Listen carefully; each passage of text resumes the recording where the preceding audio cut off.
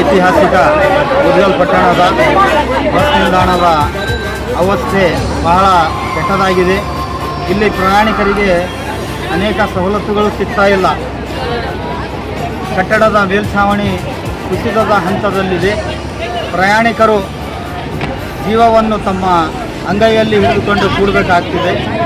ಹಾಗೂ ಇಲ್ಲಿ ಸರಿಯಾದ ಆಸನದ ವ್ಯವಸ್ಥೆ ಇಲ್ಲ ಹಾಗೂ ಸ್ವಚ್ಛತೆ ಇಲ್ಲ.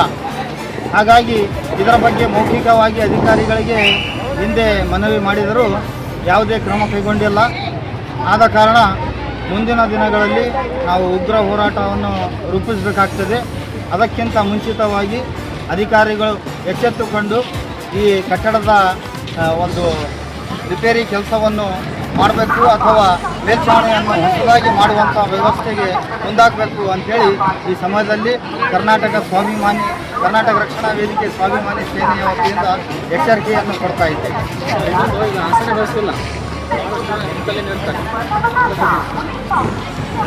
ಪ್ರಯಾಣಿಕರು ಸಾಕಷ್ಟು ಜನ ಇದ್ದಾರೆ. ಸುಮಾರು ನಮ್ಮ ಮುದಗಲ್ ಬಸ್ ಸ್ಟ್ಯಾಂಡಲ್ಲಿ 2,000 ಜನ ಪ್ರಯಾಣಿಕರು ಬರ್ತಾ ಹೋಗ್ತಾ ಇರ್ತಾರೆ ಮುಂಜಾನೆಯಿಂದ ಸಾಯಂಕಾಲದವರೆಗೆ. 45 ಹಳ್ಳಿ. ಆದರೆ ಇಲ್ಲಿ ಸರಿಯಾದ ಆಸನದ ವ್ಯವಸ್ಥೆ ಇಲ್ಲ ಕೂಡಲಿಕ್ಕೆ. ಮಹಿಳೆಯರು ಇಲ್ಲಿ ಗುಡಿಯಾಡ್ರ ಬಸ್ ನಿಲ್ಲುವಂತಹ ಆ ಗ್ರಾಮಕ್ಕೆ ಹೋಗುವಂತಹ ಜನರು ಮಹಿಳೆಯರು ಇಲ್ಲಿ ಎಲ್ಲಿ ಬೇಕಲ್ಲಿ ಇಲ್ಲಿ ಮೂತ್ರ ವಿಸರ್ಜನೆ ಮಾಡುವಂತಹ ಜಾಗದಲ್ಲಿ ಕೂಡಬೇಕಾಗ್ತದೆ, ನಿಲ್ಲಬೇಕಾಗ್ತದೆ. ಅವರಿಗೆ ತುಂಬ ತೊಂದರೆ ಇದೆ.